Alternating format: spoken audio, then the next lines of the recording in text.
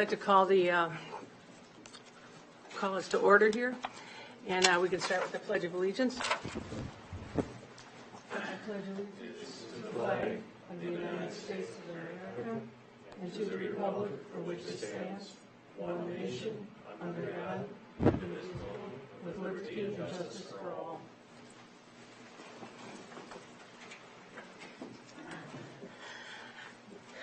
Okay, we'll do some introductions. I'm sure you want to start.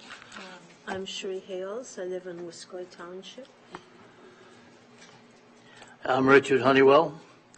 I live in Dresbeck Township. I'm Margaret Walsh, and I live here in the city of Winona. But I just let you know that I do have farm families on both sides of my families, in my immediate families. So we want to do the approval of the agenda. So, one other introduction I'd like to make at this moment. This is Brandis Witherspoon. She is the newest attorney in the county attorney's office, and you may see a little more of her as at this point she's the backup for planning and zoning and may be filling this seat for you. So, Could you repeat her name again? Brandis Witherspoon. Brandis. Welcome, Brandis. Welcome aboard. Get a motion? I would move to approve the agenda. I guess I second the motion. We have a motion to approve the agenda by Sheree and second by Richard. All those in favor? Aye. Okay. We want to do the approval of December 22nd minutes. I am going to have to recuse myself from that vote. I wasn't here last meeting. I would move to approve the minutes. I'll have to second that, and all those in favor? Aye. The minutes have been approved. Okay, we have petitions, docket BOA 1019-1701, to consider the petition of Joseph Glentz, a variance to allow a lot width of 84 feet instead of the required 100 feet in a rural residential zoning district pursuant to Chapter 10.8.6 of the Winona zoning ordinance. We can have the staff give their presentation. Good afternoon. As was stated, the petition is for a lot width variance within the rural residential zoning district of 84 feet instead of the required 100 feet.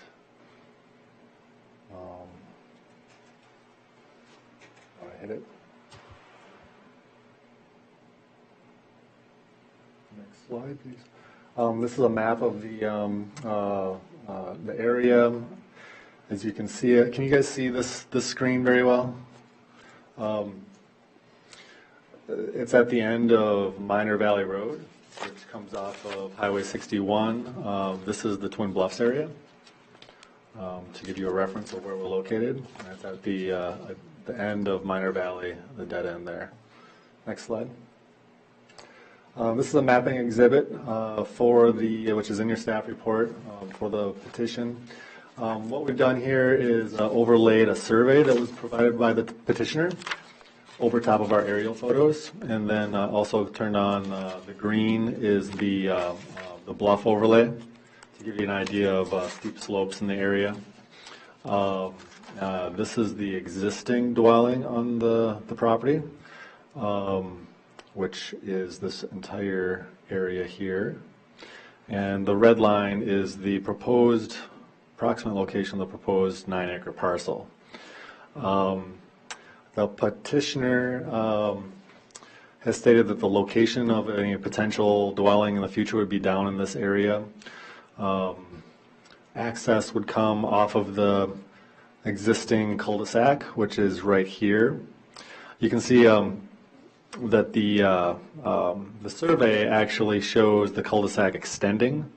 So the survey in the public right-of-way goes further, but the actual road ends back here. So there's a little bit of gap between the the surveyed public right-of-way and the actual road. But we are using the survey, parcel lines, and right-of-way for purposes of the variance.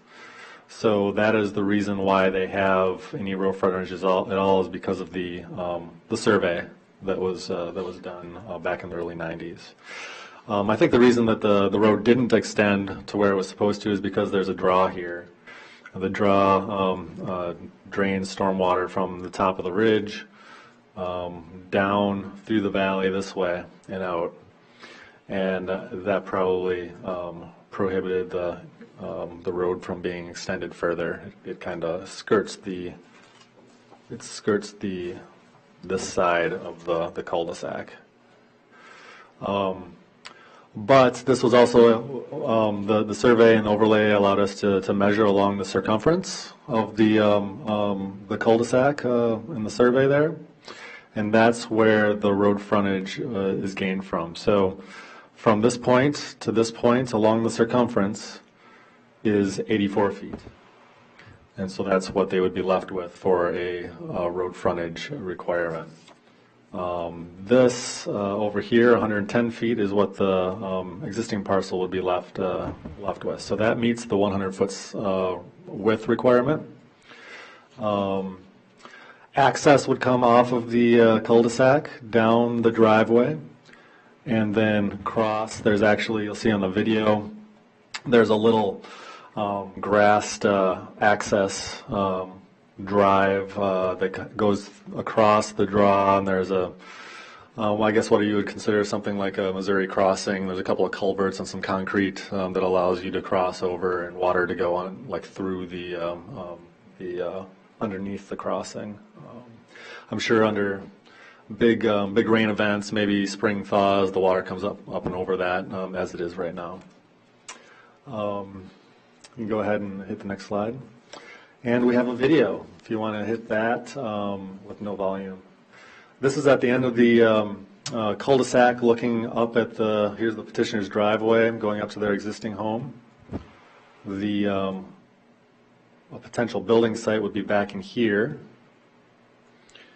And then we're going to slowly pan around to give you a 360-degree kind of view of the area. You see there's a home back that way. Another home there.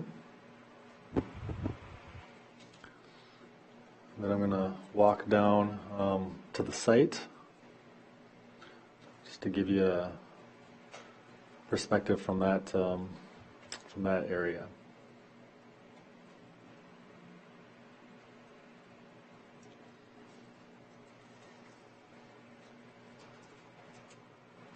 Here's the grassed kind of path that is maintained right now. I'm assuming this would be upgraded if a dwelling was allowed there and built. This would probably need to be improved a bit. Say, Lou, could we stop the tape for just a second? Let me ask you a question. Sure.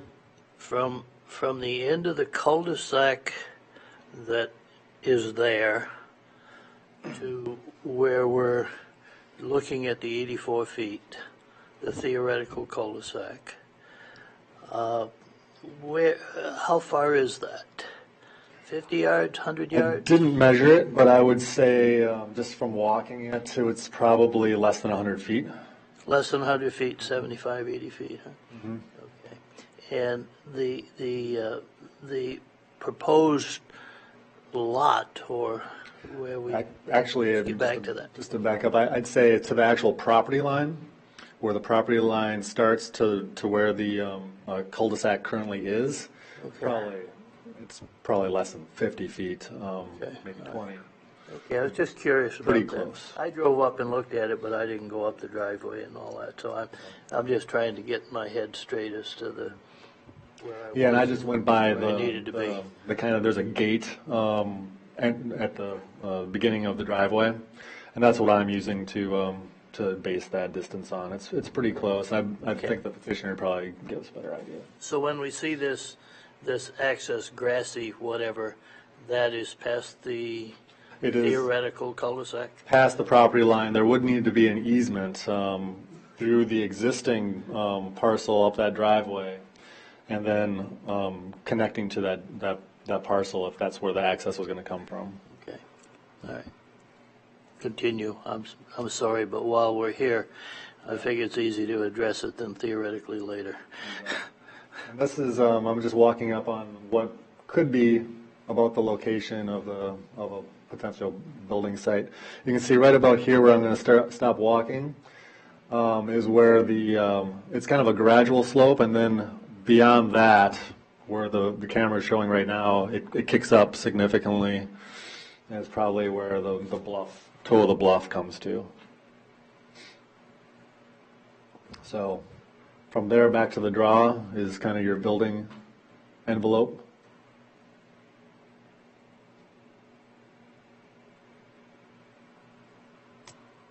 That's the end of the video.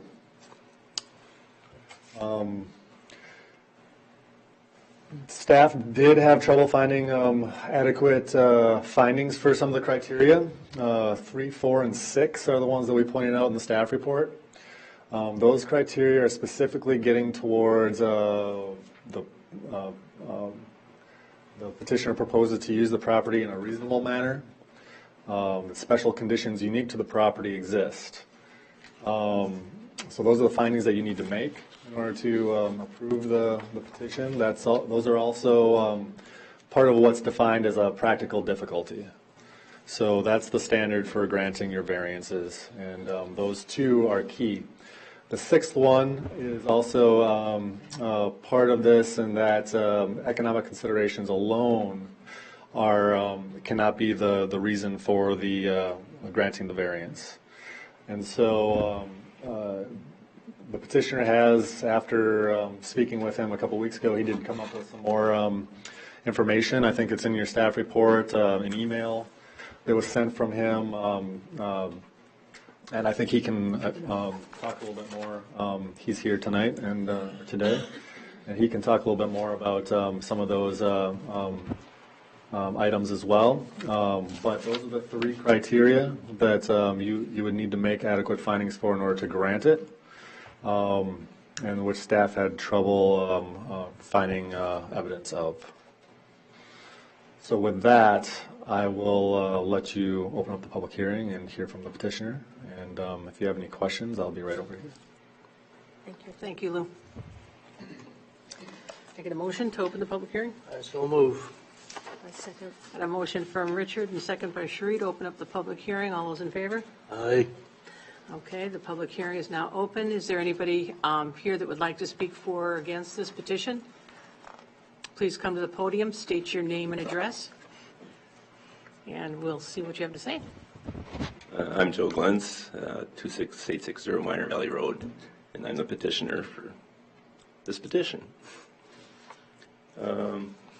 You'd mentioned that one of the accesses would be through that existing area, but the other option would be coming right off the cul-de-sac, putting in a new culvert and doing something there. So it'd be just it'd be a larger culvert. Because I know the downstream neighbor has about a 30-inch culvert, and I know he's had trouble with some of these heavy rains, and so it would probably be something bigger than that.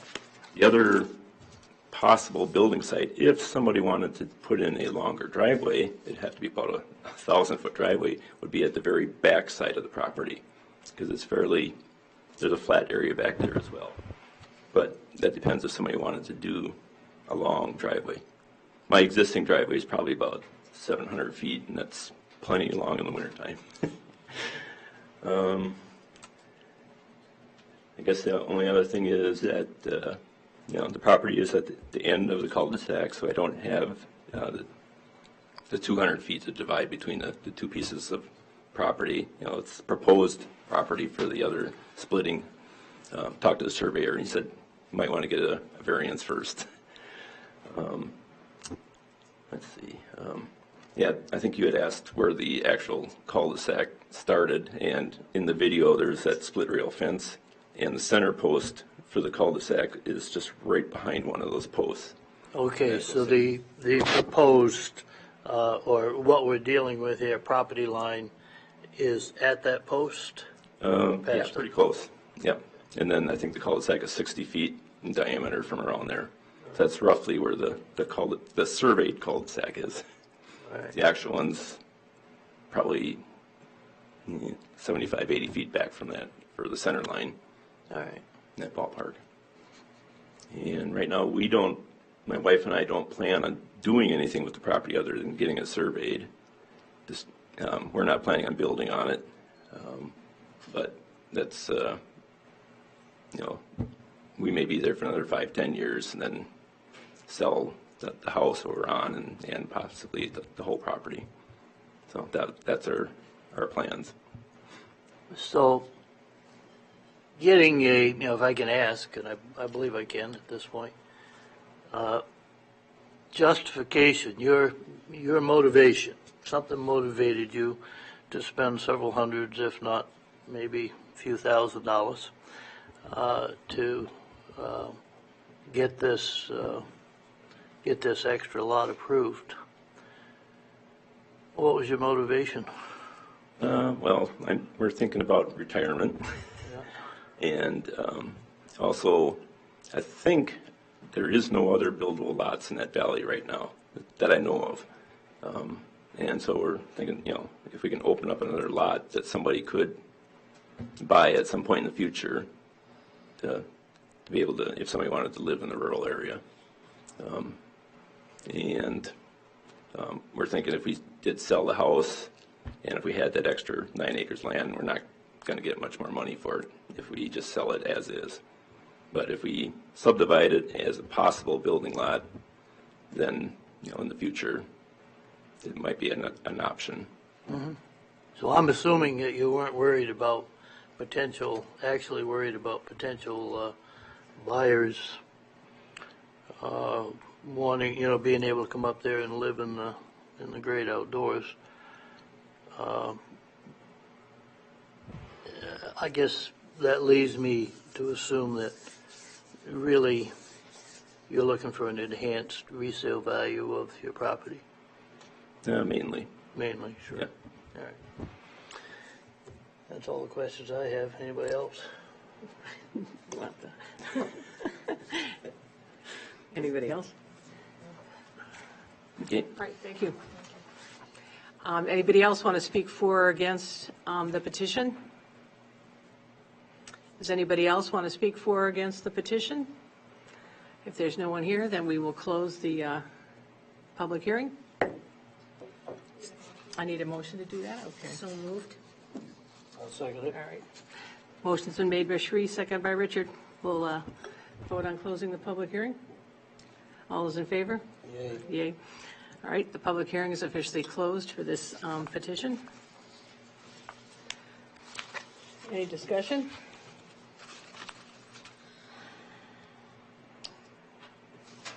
Well, everybody on this panel knows I like to go the extra mile for the taxpayers, and, but I'm not prepared to write the justification to get past the financial aspect of the difficulties. And I don't know if anybody else here feels creative enough or not. What do we think? I think that there are 3 criteria that are questionable in this. And, so I think it would be hard to grant this. Speaking of the phone, please. You can't hear you. That's how I feel when you talk over there without any microphones. Excuse me. We'll try to project better. I think that, as Lou pointed out, there's Not yet? three. You just have to pull it closer. I can't. Oh, last time I did that, I had the cops up here, so I better stay in my seat. There you go. There. Eric, Okay, I'm going to really you're surprise the you. master of all trades. As Lou pointed out, There are three criteria that are questionable in meeting this, and we have to be able to say yes to all of them. So I'm not sure that this variance will be able to be passed. That's my own feeling. I personally, just for the board, but I guess for the record, I don't believe there is any way this board ever makes a decision that doesn't have some financial impact. The guy that can't back who's outlived his home when he was 30, and now his lifestyle, he got more tractors, more boats, more ATVs, whatever. He needs to put up a 100-foot by 50-foot pole shed, and he comes to us. And instead of sell his property to a new family and go off and spend his money, whatever, he's looking for deferral of that life, midlife disruption. Perhaps we really should take a look at the other two rather than just shoot this down unilaterally on what is the most glaring thing that I saw was the primary motivation being money. And I know I've been shot down because I had a house fire one time, and the only thing the fire department saved was a garage. And I couldn't get 2-foot easement to move my garage because it benefited me financially. So anyway, I've been on both sides of this issue, Mm-hmm. Anyhow, why don't we go to? I think that we can, I have a question, do we need to go through all of it if we're in agreement with the staff? You don't have to, you can just address the three questionable ones. Okay. At the end, whatever you have done, there needs to be an approval of the findings of fact. Sure. How about if we just discuss then number 3? Yep. That the applicant has established practical difficulties in complying with the official control and process, propose to use the property in a reasonable manner. We see the staff report here. The petitioners indicate that the building location that has been chosen is the best location on the property. If housing is permitted to be built and has cited, excuse me, and has cited the location of a drainage way with steep slopes to the southeast of the building site as a difficulty to building there, the site he has chosen is closest to an existing dwelling for ease of access, which would impact prime soils and agricultural fields the least. Am I on the Stephen? There you go. Go ahead. There you go. When you got to prime Thank soil. you for catching me on that. Well, I was reading really it and I wondering thought, well, I about was this. looking at it thinking, what am I talking about? That's how I was hesitating reading it here. All right, let's look at number 3 then on the first proposal.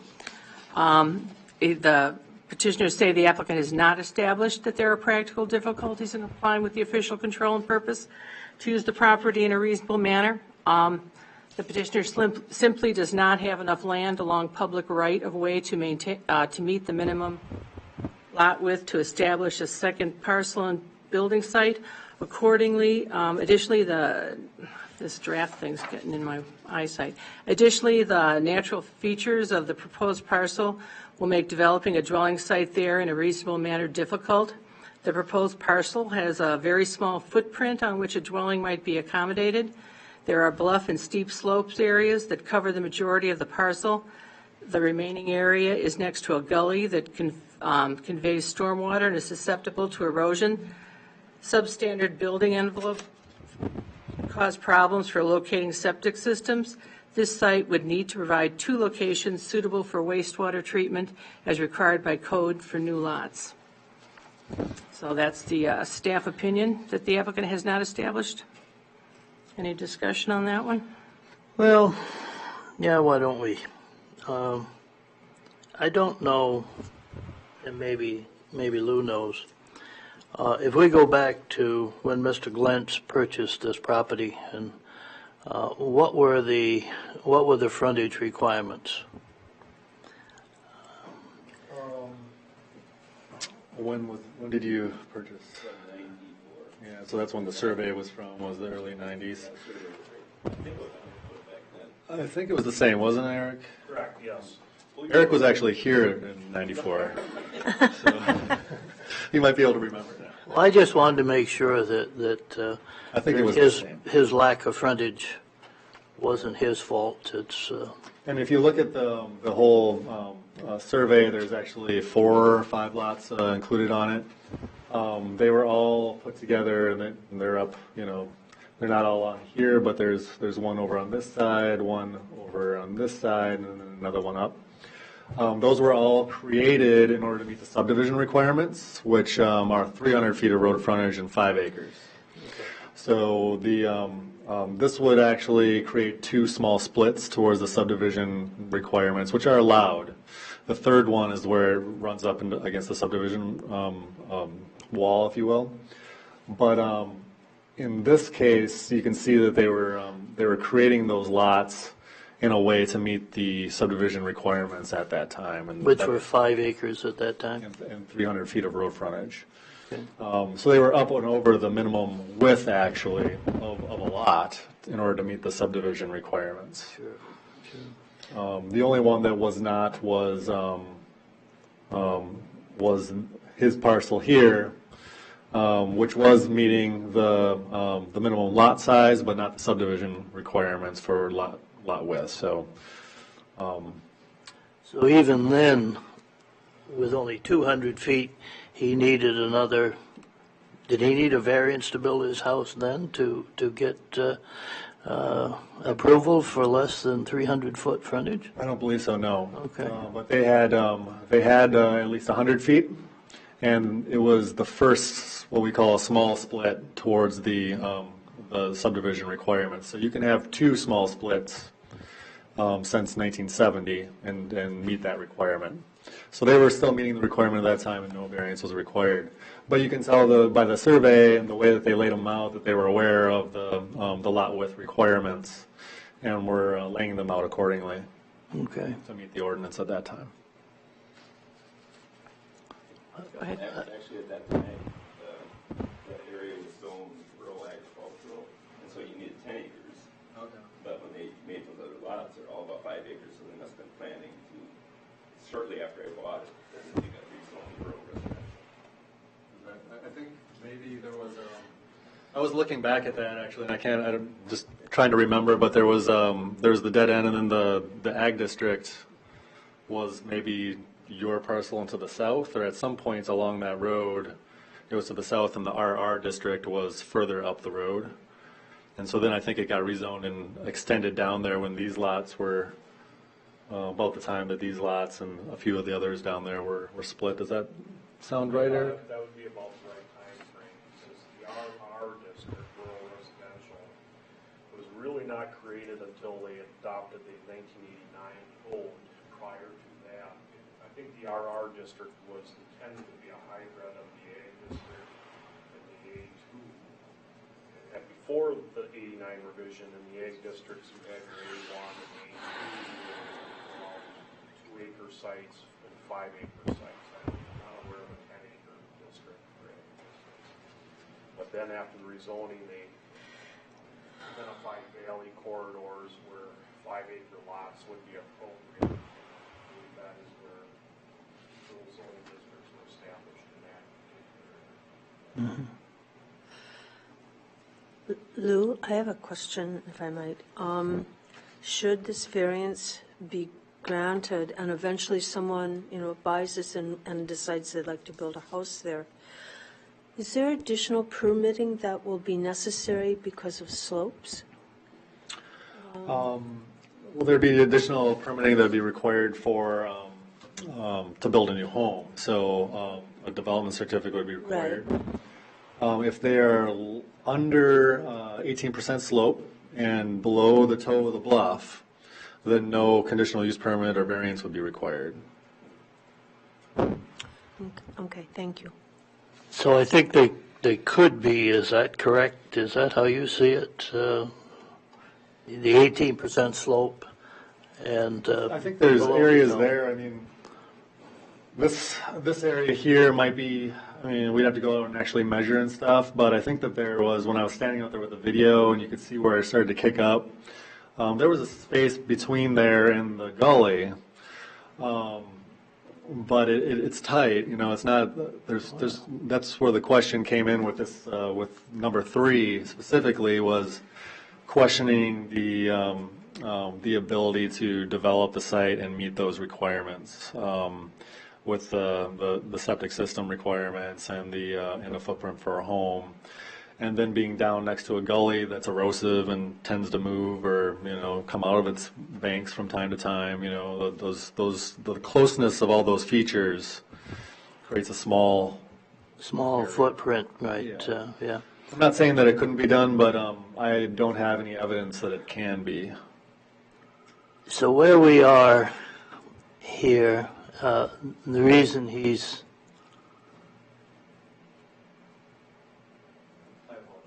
No problem. The reason Mr. Glentz is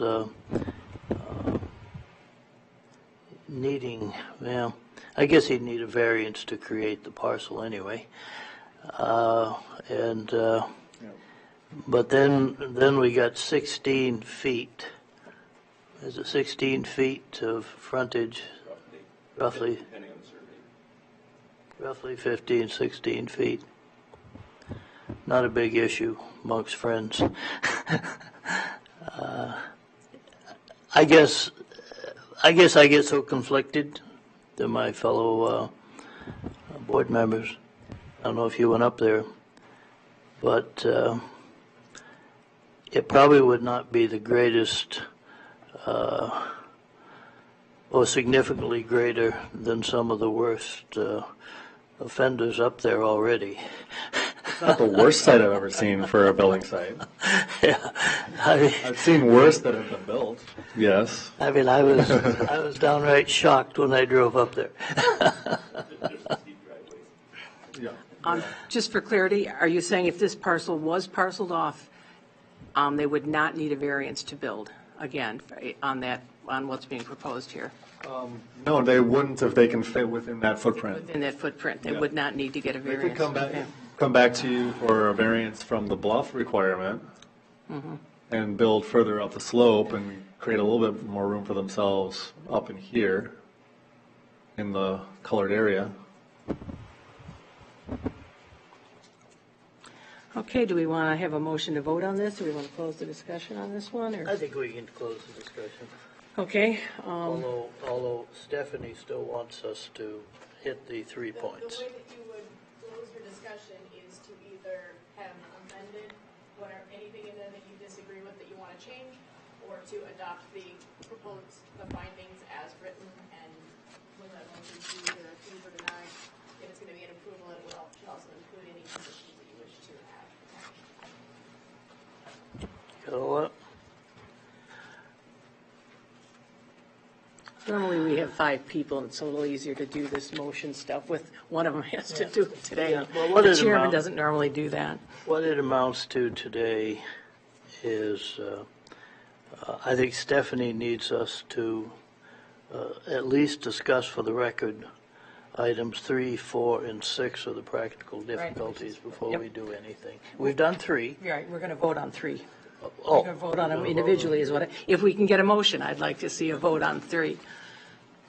But I'm not the motion person because I'm the well, chair. do we typically? I mean, maybe We something typically go changed. through the list. You don't have to vote on them individually. If you don't want to change anything, you can just move to the next one without a motion. It's just at the very end, you will need to adopt findings. If we want to change any one of these 3, we vote on it now. Is that the way it's? Because something has changed. Revision to the draft in front of you. I think it changed even more when I wasn't here last week, or a month ago. It did. So did. it obviously Still- did, and Yep, it did. okay. Highlighted in red if it needs to have special attention. This is much better than it was the last Okay. meeting you made it to, so.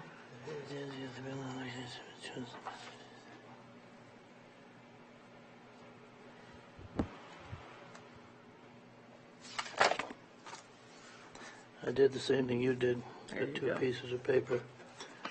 Has not. Well, I would move that that the applicant has not established practical difficulties for criteria number 3. And then we can vote on that and move on. Well, he hasn't. So second that motion He's then? he's 16 feet short. Sheree has made a motion that she accepts it as is, and I need a second. If we're I will second that. All right, we got a motion by Sheree to accept the number 3 as shown to us by the staff, and second by Richard. All those in favor? Aye. Okay, let's move on to number 4. The variance request is not due to special conditions or circumstances unique to the property, not created by the owners of the property since enactment of the ordinance. Minor Valley Road terminates at the northern end of the property and does not provide enough road footage for an additional parcel in the dwelling site to be established, which is not a unique characteristic of the property, is what we have on the draft here. Any discussion on that?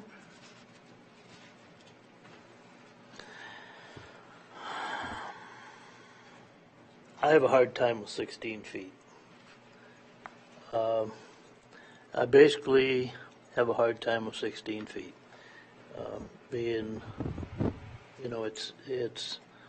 there's a lot riding on this. And 16 feet is somewhere around 4 steps. And where it is, the 16 feet means nothing. I can't understand why it means it has no significance in my world, okay?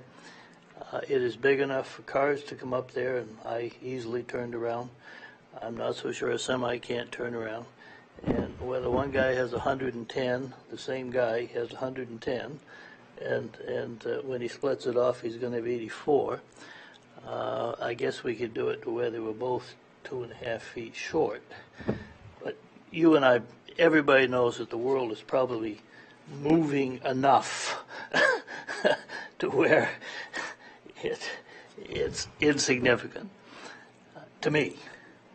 So I have a hard time going along. The variance request is not due. Now, I asked the question, to special condition unique to the property by owners of property since enactment of ordinance. The ordinance was there according to Lou that had 100 feet per property at that time. So it's still 100 feet, so nothing has changed other than Mr. Glantz wants to whatever. So you're saying the request I'm going through it. I think I will second your motion. we haven't had one yet on number 4. Oh, I thought you made a motion. She made one for number 3, and then we're making a Well, we motion. already voted on number 3, Right, didn't we? now we have to have a motion for number 4. And I haven't had one yet? Did I not hear you, or? Maybe I'm wrong. I don't think, you didn't make a motion for number 4. did She not. she did not. So would you like to make a motion for number 4, or? I think, and I don't know if we'll see what Stephanie says. I'm inclined on number 4. Don't know if it changes anything. But I'm inclined to say that the variance request effectively meets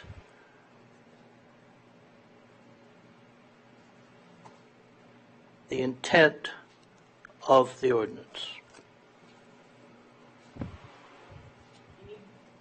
Step 1 would be to modify the finding or the first sentence to either is or is not. So you would have to be able to find that the variance request is due to Is- a condition or circumstance unique to the Is property. effectively in compliance with, That's not what you have to find. You have to find that it either is or is not due to special conditions or circumstances unique to the property. This one. And that those were not created by the owners of the property since enactment of the ordinance, and then you have to provide an explanation. Well, that's a pretty hard hill to climb at this point, since I've already established through my questioning that in fact it was there.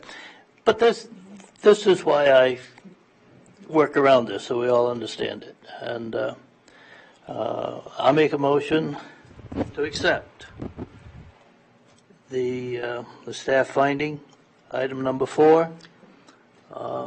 So what you're saying is the variance request is due to special circumstances on that one? No. Is not due, okay, you're going to accept that I'm one. going All to right, accept. just want to I'm going clarify. to accept it. It is not. There is nothing changed since Mr. Glenn's bought the property. I would second that. All right, we have a motion to accept number 4 on As written as on the written. findings. By the findings by Richard and second by Sheree. We'll take a vote. All those in favor? Aye. Aye. Passes. Okay. And our last one to look at, Number 6. number 6.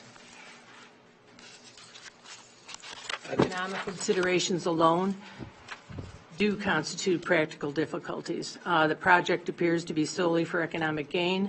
The petitioner has stated that they are planning to sell the property in 5 to 10 years and that they don't plan to build on the property. The purpose behind splitting the property is so that it can be sold as a billable lot in order to increase its resale value.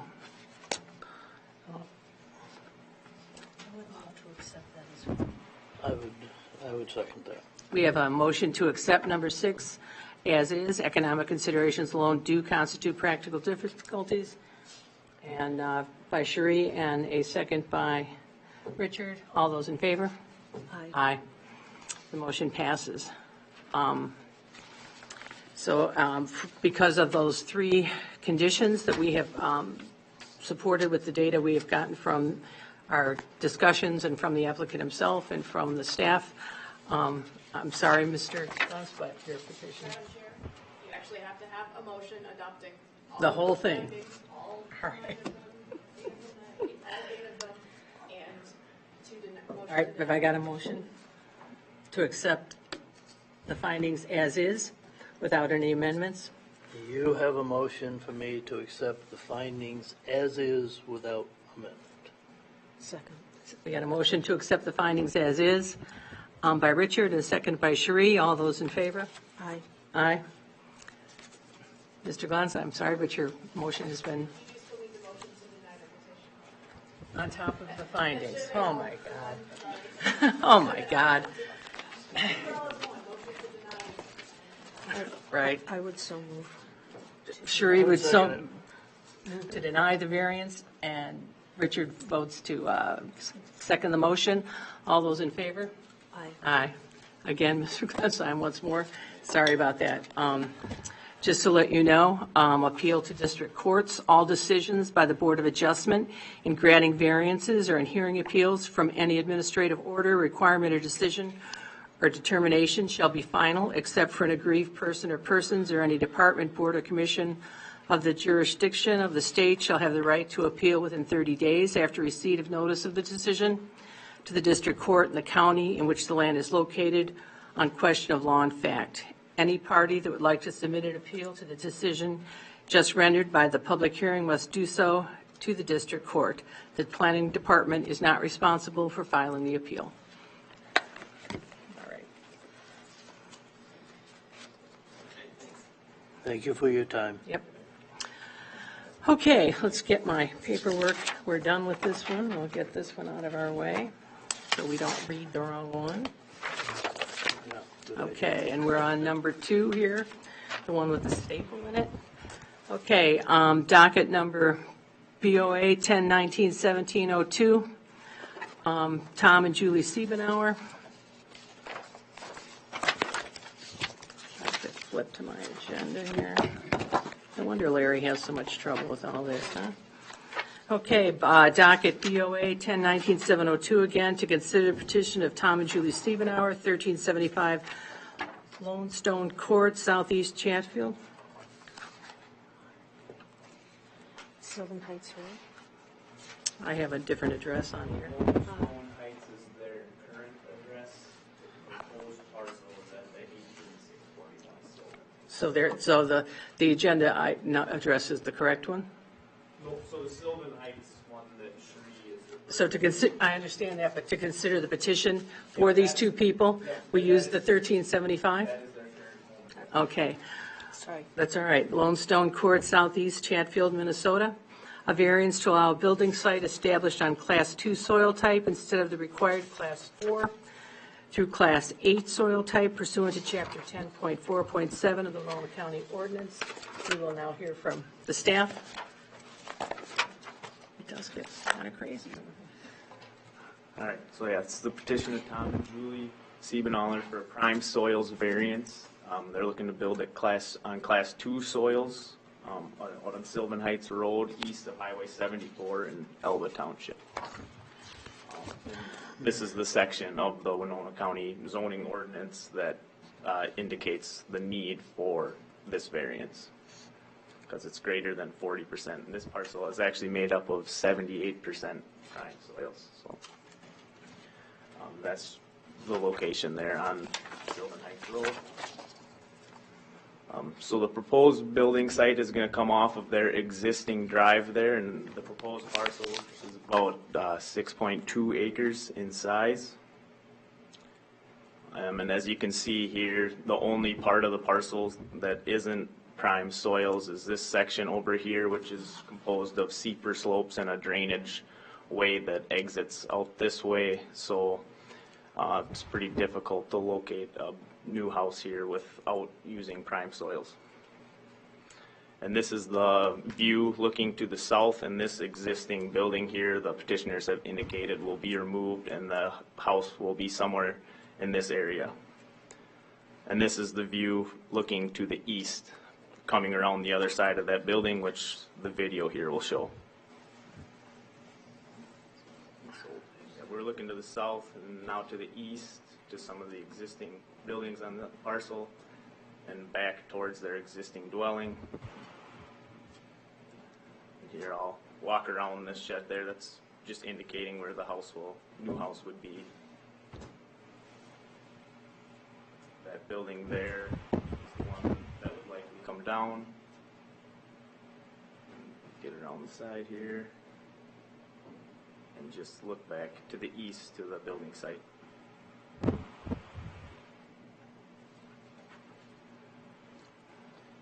So that distance from the existing house to this shed is what, 250 feet? Yeah, it's less than, I'd say somewhere from 200 to 300 feet is where the proposed site will be. Is this the shed they said was coming down? Yep, the one that you can see there on the left side of the image is the one that was indicated would It come would be down. come down if there was Yep, because building. the proposed driveway, as you can see here, is going to kind of come right through that area, so. Okay, just want to be sure I was tracking So right. let me ask you one other question while you're here. This is a 6.2 acre site, Yep, 250 feet from the existing whatever. We're taking down an older building that is going to become the footprint for the new home. so nope, the new home is not going to go directly on top of this site. Oh, it isn't? from my Okay. understanding, no. Well, I was kind of wondering if that's where we were headed. Because there had been a previous barn on this location before. To the south of that, yep, so I'll back up here for a second. So there had been a barn down in here, but this is the indicated from the application where the new house would be. And the findings from the staff report that would need to be changed for approval are numbers 1, 2, and 7. All right. Thank you, Blake. Thanks, Blake.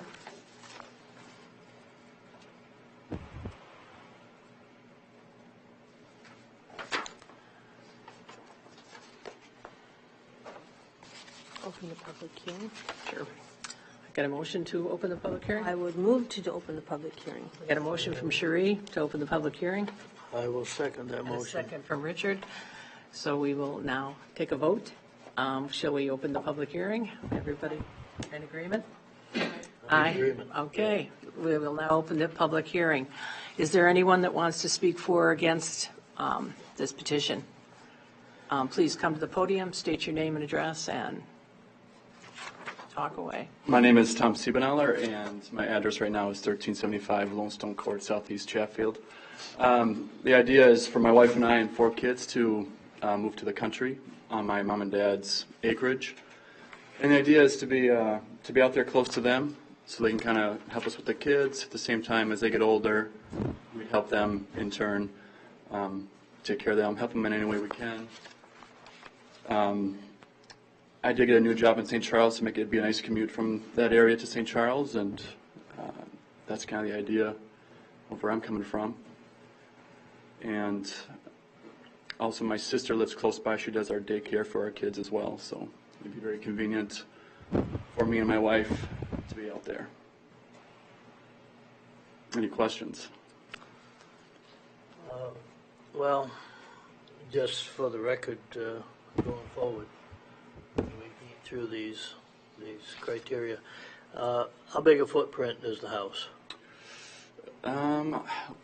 85 by, what did you say, 85, 84, I think, by 83 by 36, which includes a garage Yep. on the application here. By 36, okay. 6.2 acres. That's a pretty small percentage of 6.2 acres. What's going to happen to the remaining prime soil? What are we doing with that? So the neighbor currently has crops on there. It would continue with the crops. We'd have a little small section of yard for the kids to play in. That'd be about it. Which would be what, half, 3/4 of an acre? Probably an acre. Probably an acre? At least an acre. Okay, so we're not talking taking 6.2 acres of prime soil and throwing it away. We're talking an acre, Give or take, yeah. give or take a bit. All right. And taking down the shed puts the land back? Is it what's that, just taking down the shed because you don't like it, or? Well, yeah, it'd be kind of in the way of, I mean, it's not the most best looking shed to be looking at, but taking the old shed down, it's been there for over probably 30 years. Taking that away and taking some concrete away, and What's going to happen to the land? Lawn? The farmer that's renting the land, is he going to farm it? yep, he'd probably continue to farm at least the south section with crops, Yeah. if he wanted to, unless, if he didn't, we'd plant something there. Sure. All right. All right. Thank you. Thank you.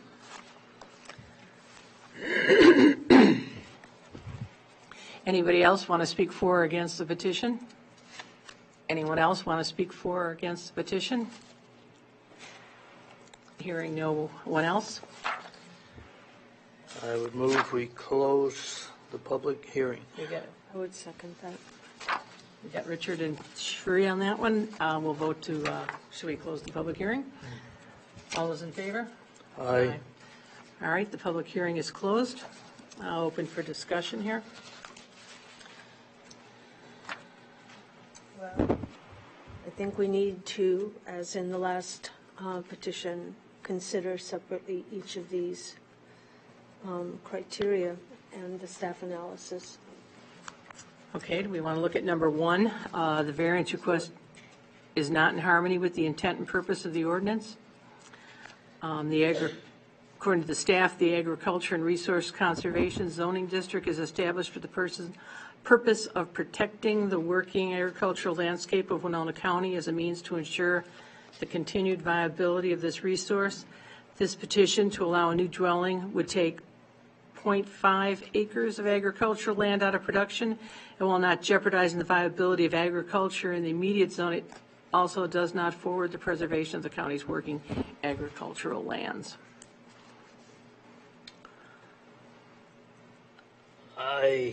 I think there's some very obvious arguments to that, and I'm not even sure that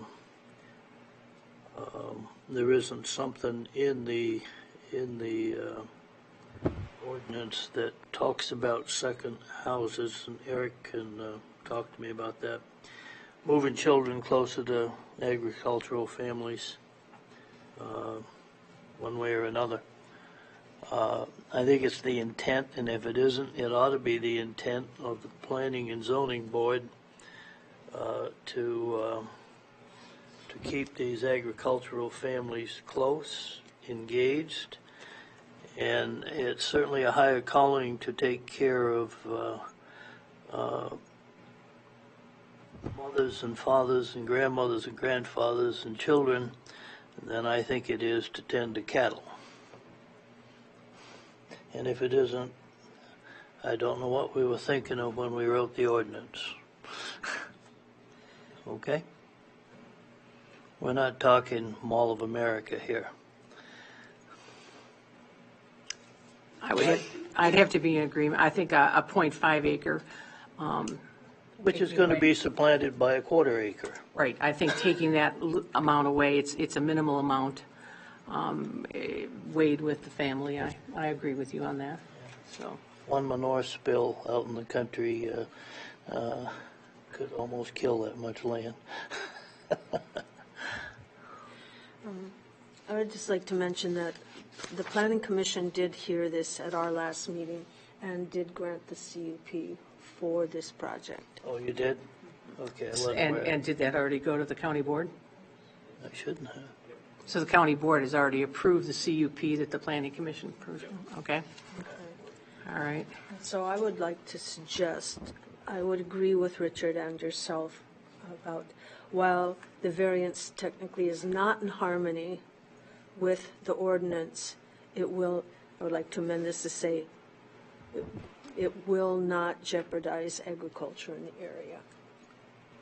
And so to amend that criteria. Okay, that finding. so we would have to amend it to the variance request is in harmony with the intent and purpose of the ordinance. And we would name the family connection to the land and the minimal amount of acreage. Well, we can do that if Stephanie so insists, but she does. She does, Richard, so we have to, You need to modify the reasoning for it. Yep. right, Yep. she does. Yep. Modify the finding to be. Yeah, you can use lofty terms that might, this family, the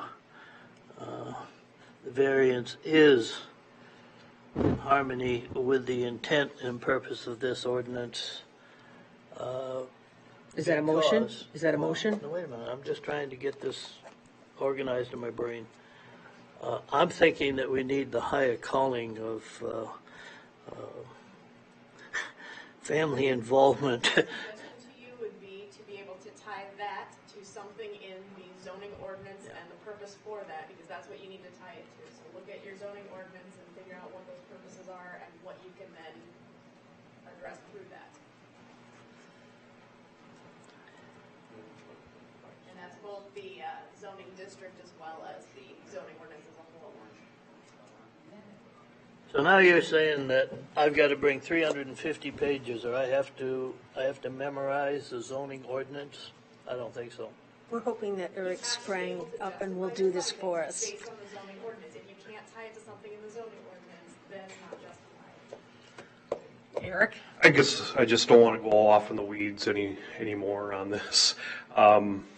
One point that I'd like to maybe show, a lot of these requests come down to rationalizing the request and what the intent is. A very easy way to maybe put this in perspective is that this represents the best attempt to not impact other lands. Obviously, when we're looking at zoning requests with people that are looking at doing things, we try to look at what can meet the requirements. And in fact, people can avoid variances, that's one of our job.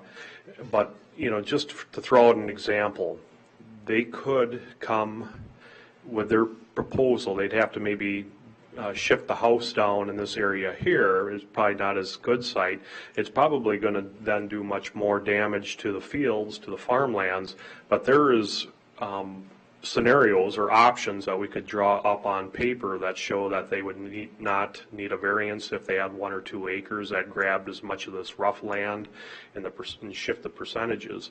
So I think in looking at these, and maybe for future reference, I think a finding that would deal with some of these that we get stuck up on is that what they want to do, even though it's prime, it represents the least amount of impact to an agricultural setting. I think that that alone would address some of the issues. And just by drawing up different scenarios, it's kind of a process of sequencing in some of the other programs that I look at, what represents the best case for particular property. And, you know, that's just my take on this. So, you know, if it's worded somehow to that nature, I think that would probably get you a long ways there. Well, How do we word that then, Eric, to tie it into an ordinance? See, I think, which ones are numbered 1, 3, and 5 or something? 1, 2, and 7, yeah. I mean, as far as prime soils, and this proposal represents the least intrusive impact to the agricultural land. I think that addresses it. It's, it does. yeah, I mean, that would be an accurate statement, I think, in this case. If I was sitting here looking at the presentation, and this rough land is not appreciably steeper. I mean, I don't know what the scale is on those elevation lines, yeah, but it's relatively flat. Probably could run a road down through there, and it would be totally legal. yeah.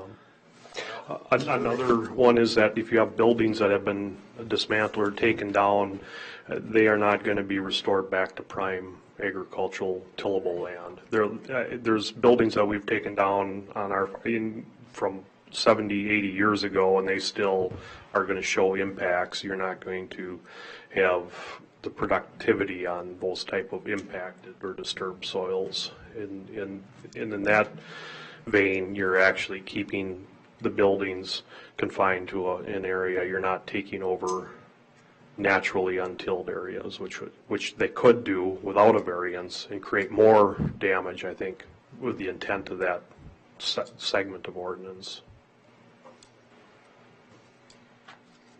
So let me just double check this here with you while you're here. So you're saying that the variance, if we decide the variance is in harmony with the intent of the purpose, it would be because it takes the least amount of agricultural land out.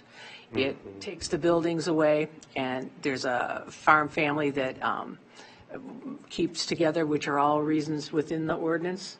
Yes, I would say so. Stephanie, would that be in your legal? I believe we could modify that last sentence of what's currently there to, instead of does not forward the preservation of county's working agricultural lands, substitute in the proposal whether that's the agricultural land. Stop. You're going way too fast for me here at the end of it. What was that? The last sentence, Right, this petition? the last phrase of that where it currently says it also does not forward the preservation of the county's working agricultural lands. We could strike that and substitute in, and the proposal represents the least intrusive impact to the agricultural land and will assist in longevity of the farming of the current parcel, something along those lines. Preservation.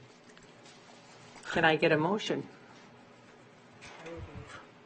Cherie has moved to modify number 1 to say the variance request is in harmony with the intent and the purpose of the ordinance, and we would back it up with what Cherie, what Stephanie just said in terms of the changing the last sentence. Cherie has made the motion. I'll second it. Richard seconds. All those in favor? Aye. All right, we have moved on to number 2. The variance request is not consistent with the comprehensive plan. And I would think that, just from our discussion here, either one of you have I'll just wait here as the chair. I think we need Stephanie to help us with the language to amend this as well. Let me finish up with number 1 then, and then I'll figure out what you're trying to say and see if I can give you a suggestion. Thank you, Stephanie.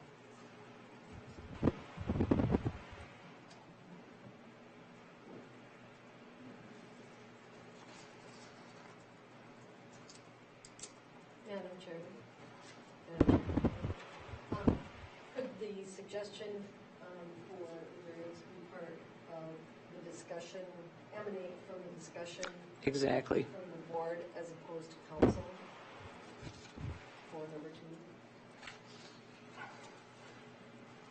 Sure. Sure. So you want to say that, have us tell you why we want to do number 2? Okay, go ahead. Well, let's Any see what these gentlemen says here. The comprehensive plan generally supports. We're going to wordsmith this to where is not becomes is. Okay? The comprehensive plan generally supports the preservation and promotion of agricultural land and the connectivity of family. Okay? Let's write that down. Connectivity of family. And as proposed,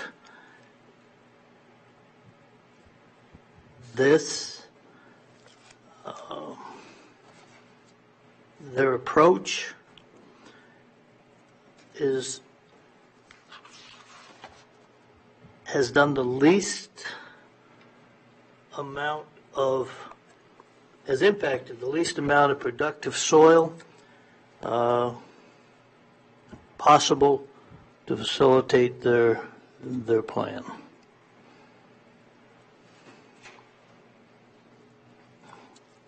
I hope somebody was recording that or writing it down.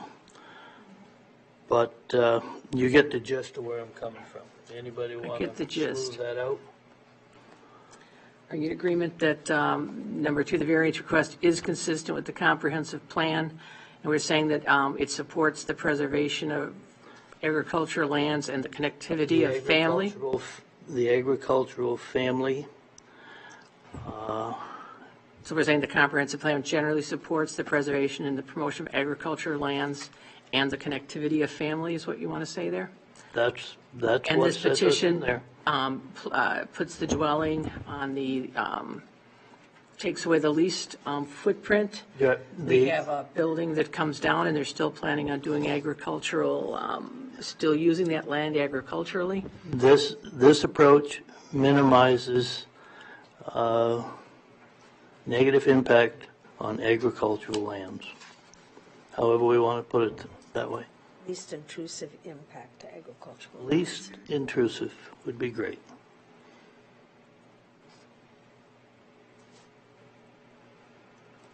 Okay, Attorney Snuddle, are you ready for number 2? Give me just a moment to consolidate All right. everything you just read and Sure. All right. We'll give you a moment.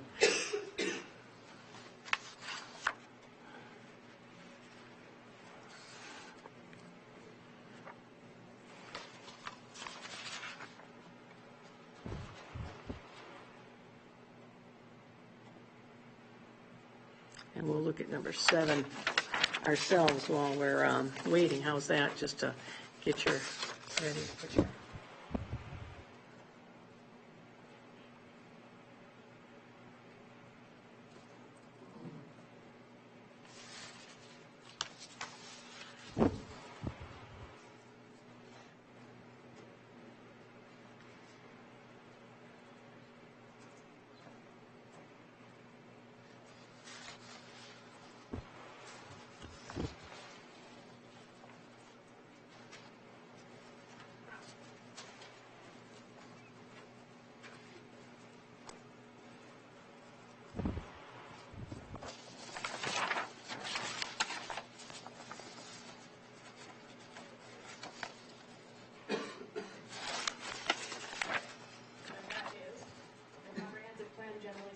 preservation and promotion of agricultural lands and uses and the connectivity of families. As proposed, the approach will impact the least amount of productive soil possible to facilitate the plan and will minimize the negative impact on agricultural lands. All right, do we have a motion to, I so move. I'll second that. we have a motion by Richard, second by Cherie. We will vote on the motion for number 2 only. All those in favor? Aye. Aye. All right, we'll move on then. We're in agreement up till number 7, which says the variance can be alleviated by a reasonable method other than a variance and is the minimum variance which would alleviate the practical difficulty. The variance cannot be alleviated All right, and our reasoning for that? by a less intrusive method than the one proposed by the petitioners.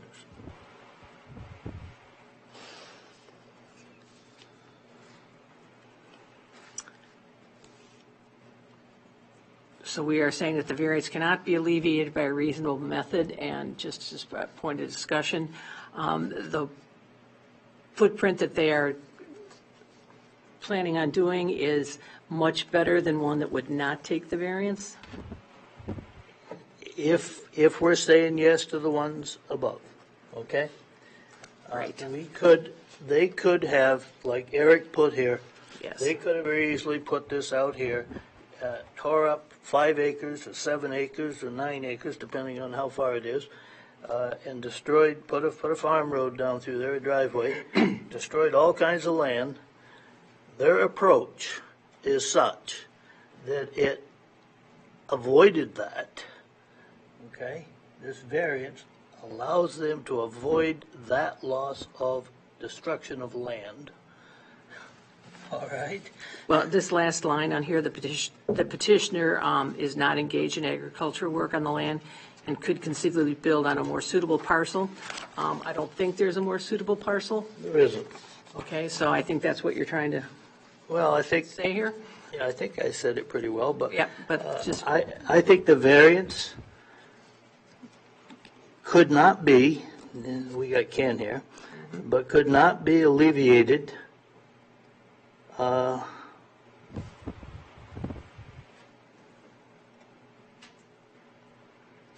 by a more rational location. and I think that the petitioner did say that they have someone that has a contract for their agricultural work, but if that contract was not continued, then they themselves would be doing agricultural work on that land. So I think it would be reasonable. What do you think here, to change it? So the variance cannot be alleviated by a reasonable method other than a variance, and is the minimum variance, which would alleviate the practical difficulties. And our reasoning behind that would be, Based on what you just said, that there is not a less intrusive method available to alleviate the practical difficulties. The footprint proposed is smaller than any footprint that would not require a variance. That's why you make the big bucks, Stephanie. all right, so. I'll trade Do I salaries have a with you. motion to accept the, I so move. do I have a second? Do I have any more discussion on that? Do you have something you want to add to that? No, Okay. we're moving to accept the criteria as amended. Okay, I would second that. you made the motion. Okay. Cherie seconded. All those we're going to vote on the motion as amended from the findings. All those in favor? Aye. All right. Now we look at the entire picture here of the variance 1 through 8 with the following conditions. Do I have a motion to accept the findings as amended and to vote on whether or not to approve it? Yes. Exactly. So, do I have that motion? So moved by Cherie. We are accepting the findings. We are voting to approve with the amendments that we made in the findings and adding the conditions. I would second that. All right, we have a second. All those in favor? Aye. All right, congratulations. You have gotten your variance on this. And just for the record, appeals to the district court, all decisions by the Board of Adjustment in granting variances or in hearing appeals for any administrative order, requirement, decision, or determination shall be final, except that any aggrieved person or persons or any department, board, or commission of the jurisdiction or of the state shall have the right to appeal within 30 days after receipt of the notice of the decision to the district court in the county in which the land is located on questions of law and fact. Any party that would like to submit an appeal to the decision just rendered at this public hearing must do so in district court. The planning department is not responsible for the filing of an appeal. All right. Sure, you're welcome. Thank you. All right. This is getting harder on us than the applicants. Well, it is getting harder on us than it is the applicants some days, but I think that if we all had the training on the same page, we might get this. Some of these changes were made, and we don't always make the meetings where the changes were made, but They're working on putting together a training. sure. And this document, I think, is much more sound than the one that you and I, Cut our teeth on. yes, on the first one. So I think that, if we all become familiar with it, I think now I think Phil was here for the last one, and so was Larry, so I think Because we got it here, so. we really need to be prepared, even though I believe we're off whatever. We need to come prepared to where this doesn't take so long. Right? And that means prejudging, but we need to think this through. Well, I think we need to come, if we don't. Let me tell you why I think this, okay? Sure, then we. We are a quasi-legal, the only quasi-legal board other than the county board, and I'm not even sure about the county board, Right, okay? We're making legal decisions. I understand We that. are judges, We are. and we got to be very careful, I believe, that we don't have our judgment swayed Outside the law. outside of our autonomy, okay? We need consultants. Stephanie's a consultant to this board. As far as I'm concerned, Eric is a consultant to this board, okay? But they don't hold veto power, okay? This is quality. And once they do, if it gets to a court, okay, I we are think going to lose. I think that that's the point Stephanie makes with us discussing what our findings are, Yeah. so. That's where it gets really, really kind of tight. If a board decides, if a court of law decides, never gets challenged, that we have checked or shirked or let our judgment be clouded by our planning and zoning department and their recommendations, okay, rather than given the full measure, okay? Yep. We are no longer an autonomous, I mean, we're walking, in my mind, I don't hear anybody talking about that, but in my mind, I think we're on the frickin' edge, okay? I can see where planning and zoning needs this, because, and there's nothing that gets involved, there's nothing that runs up against state law. But us being the quasi-legal board, okay? If we appear to be altering our position because of influence from staff, recommendations from staff we Yeah, need. the bottom line is these We are, gotta fi- be these are, careful the of bottom line is these are findings, Yeah. and despite what's on these findings, we make the vote. We have At to. this board, and We have to. that is the way it is, and I certainly have that understanding. And Sheree, you have that understanding too? Do. All right, so do I have a motion to adjourn?